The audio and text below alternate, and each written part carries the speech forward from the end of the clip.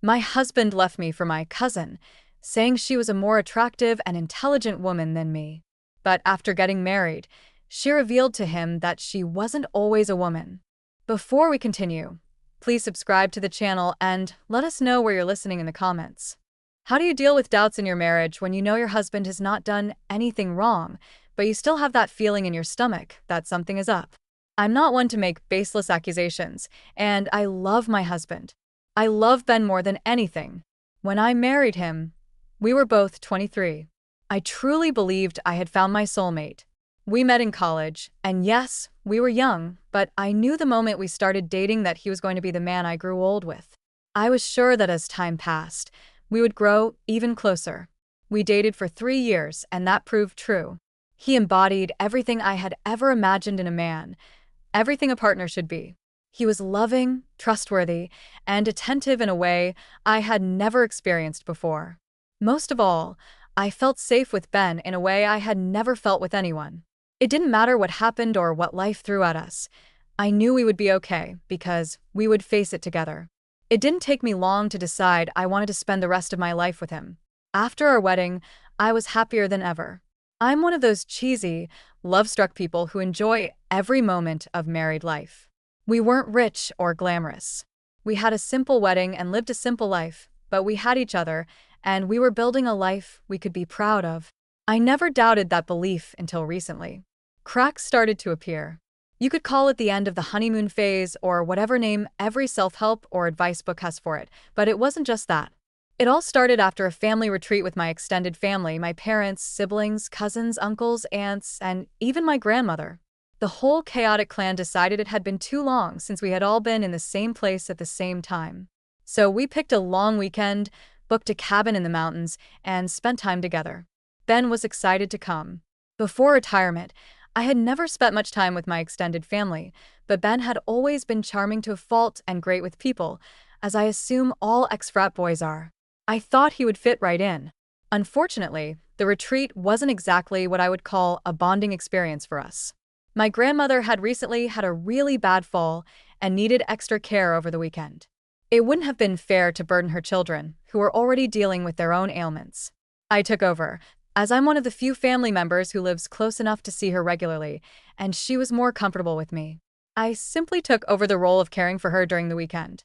That meant I spent most of the retreat with her, making sure she was comfortable, had everything she needed, and keeping her company when the noise from the rest of the family became too much for her.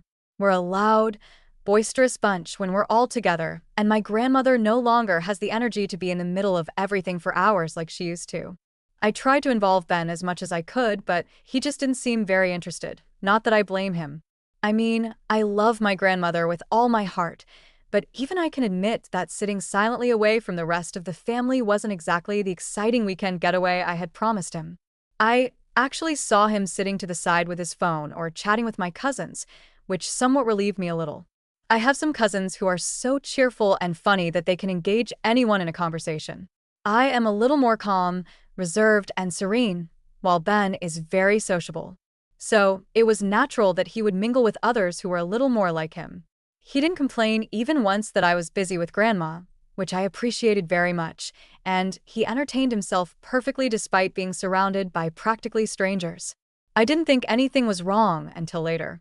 When we returned, things began to change. It wasn't as if a switch had been activated and suddenly I didn't recognize him. He was still my Ben. It's just that little things started to pile up. He started working late some nights, a few times a week, and the hours he came home began getting later and later.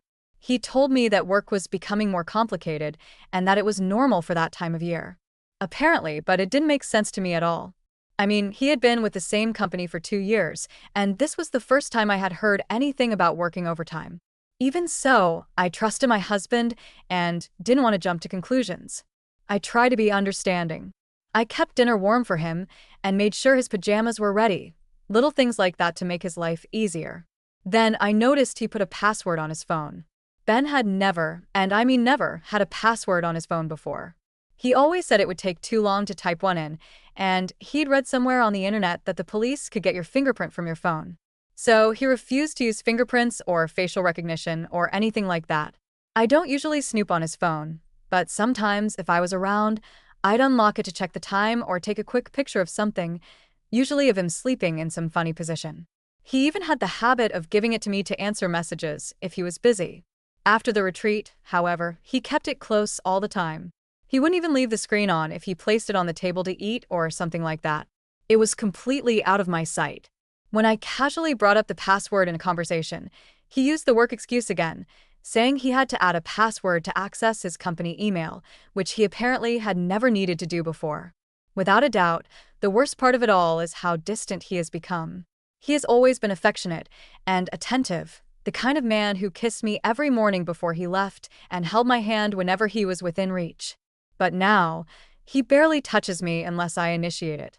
Even in the bedroom, it feels different somehow, like there's an emptiness. I don't know, like an obligation he had to fulfill before he could move on to more important things. It feels like he's just complying with the formalities.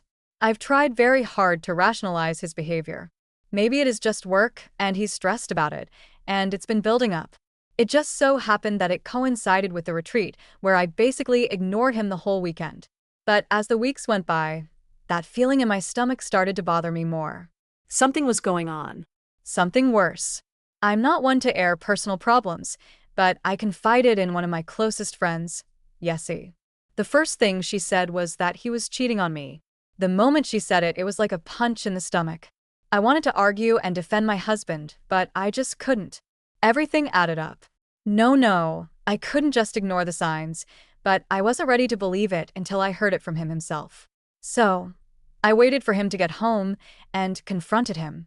I tried to remain calm and collected, but by the time I started talking, he was already annoyed just by the sound of my voice. I abandoned all my plans to smooth things over and just said it straight out. I asked him if he was fooling me. To say he was furious would be an understatement. He was angry and made it very clear. Probably the whole building could hear him. At first, he couldn't believe I was asking him that question. When I explained why, he told me that he was working himself to death to give us a good life, and there I was sitting and making up lies in my head. I don't know what I was thinking. When he explained it all to me, it was really stupid. It was just stress from work. He was working for both of us. I felt so guilty, and I still feel it. I apologized immediately and profusely, but he was still very angry. He said I had taken years of trust and thrown it in his face at the first sign of trouble. What kind of wife am I? What kind of wife am I if I still doubt him now, even after he left, sure that everything he's done and is doing is for us, for me? I don't know how to stop feeling this way, but I don't want to risk losing my husband because I allowed my thoughts to get into my head about this. Update 1. So listen to this. I wasn't crazy, overthinking things, or being a bad wife because it didn't take long for the truth to come out. 1 week after confronting Ben and him making me feel like I was a terrible person for doubting his honor, and a week of getting the silent treatment from him, I received a text from one of my friends. She was at a local club across town from where Ben's office was supposed to be, which is where he said he would be. If I'd wanted to put a tracker on him to make sure he wasn't lying, I should have taken him up on the offer. My friend, Danny, texted me. It was a long message, basically saying that he didn't know how to tell me this, but he had just seen Ben at the club. He saw him with another woman. My stomach dropped, and all I could think about was asking for proof. Although I would never doubt Danny, he had already confronted Ben, and Ben had denied it. I needed proof. The photo hurt me in more ways than one. First, it was clear that Ben and the other woman were in the middle of a very passionate makeout session. They were practically on top of each other on the dance floor, near the bar, where my friend was sitting. The second reason it hurt was, well, because I recognized the woman. It was my cousin Saya.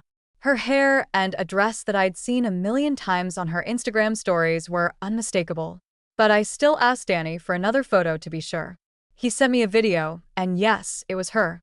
There was my older cousin clinging to my husband like he was her lifeline, as they kissed in the middle of the crowded club like they didn't have a care in the world. He was still wearing his wedding ring. Everything clicked in that moment, and I felt like my world was crashing down around me. Saya had been at the retreat, but I barely saw her because I was so busy taking care of Grandma. I knew she was there. I'd seen her with our other cousins, and obviously when Ben was with them, she was there too. It wasn't that big of a cabin. It just never occurred to me, even in my wildest dreams, that something like that could be going on behind my back. Yes, I suspected that he was cheating on me, but I never thought he was capable of doing it with my cousin. I never thought that either of them was capable of that. Of course, Saya and I are not the closest. We've had our differences, and I feel that sometimes she seeks too much attention, sometimes taking up all the air in the room. But being an attention seeker is light years away from having an affair with my husband. And you know what Ben said when he came home that night, and I showed him the video of them? Not even an apology. Not even an explanation. Just a, yes, you caught me. I'm with Saya now. This time, I was the one who started screaming, but I wasn't the only one. Maybe he wasn't sorry, but he was more than willing to blame me for his actions. Why did I abandon him the whole weekend?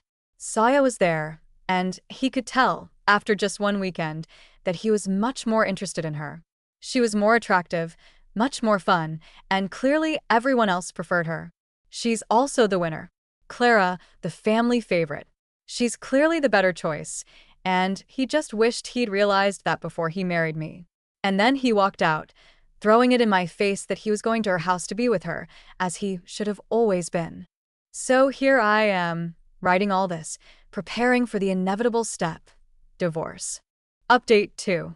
Here I am with another update.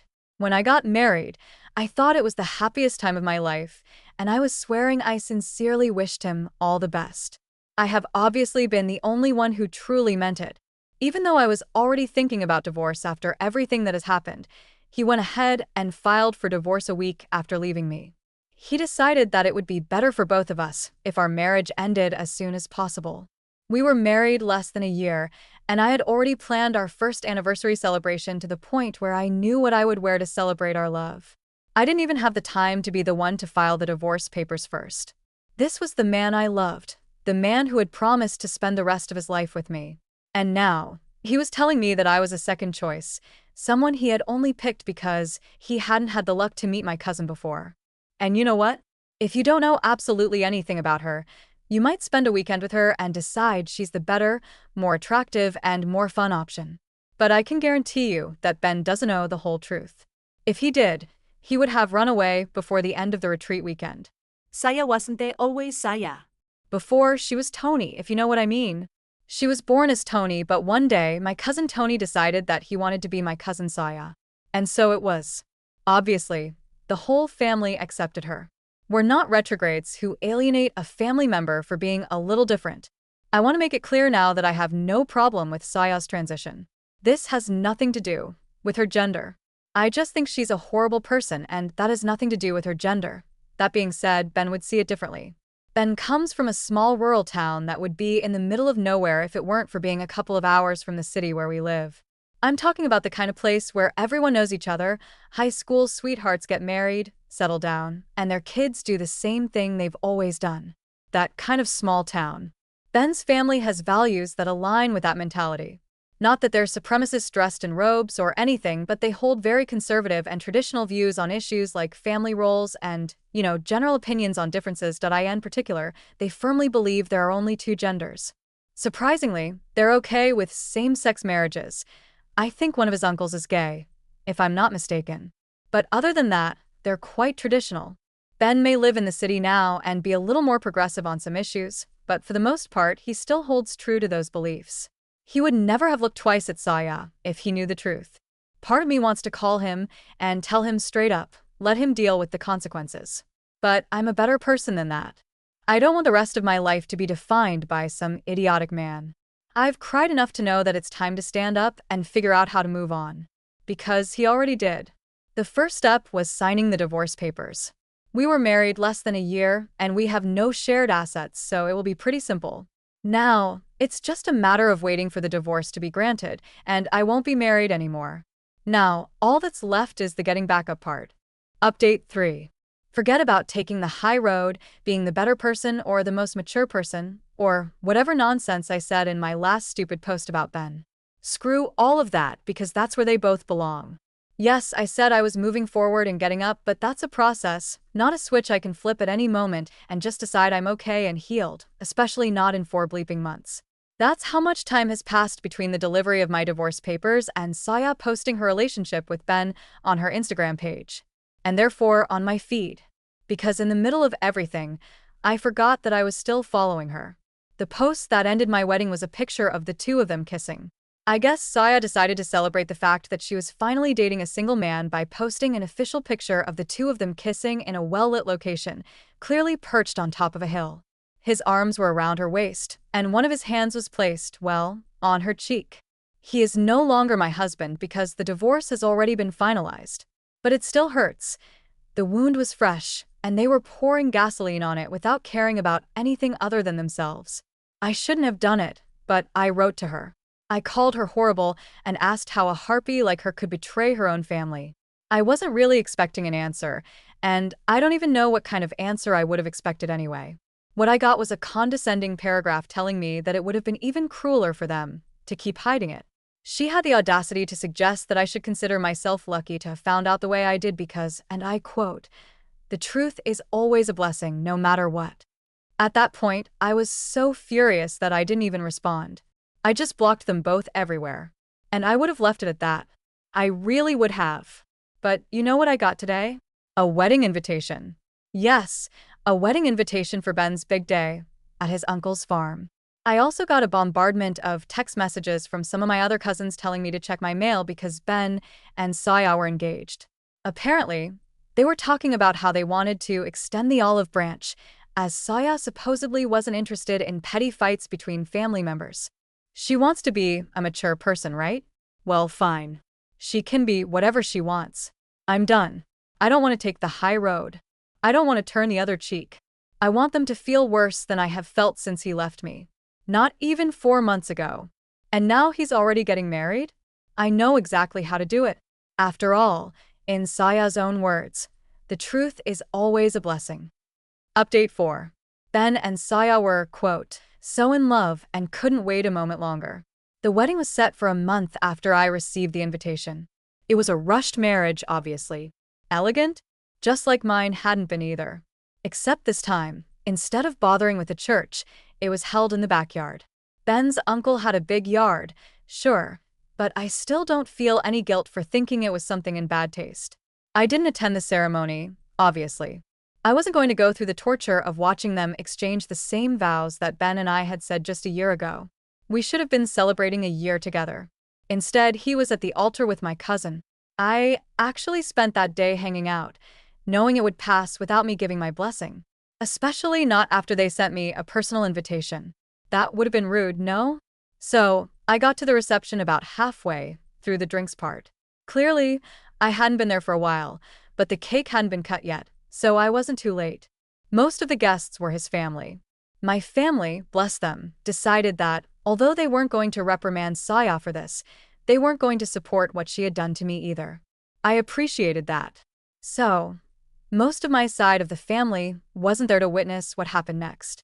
I walked straight up to Ben and Saya with a pink, blue, and white box in my hand. Obviously, many of his family members recognized me. The room fell silent as the noises and conversations ceased. Everyone was waiting to see what was about to happen.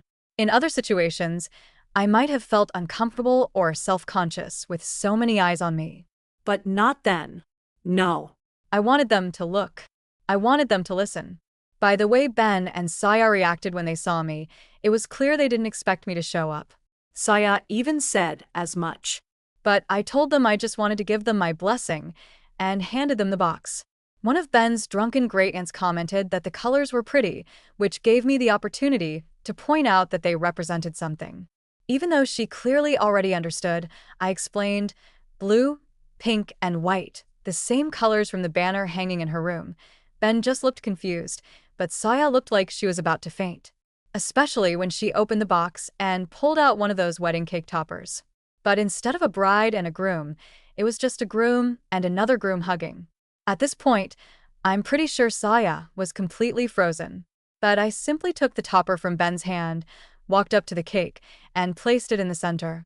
Ben went from confusion to anger and asked, "What kind of sick joke are you playing on us?" That's when I got to the best part, the blessing. After all, the truth is always a blessing. The moment I told her the truth, Saya started sobbing, which was enough for Ben to start begging her to say I was lying. Of course, she couldn't do it, but even I was surprised when Ben also started crying. I didn't stay long. nor did the rest of the family who attended.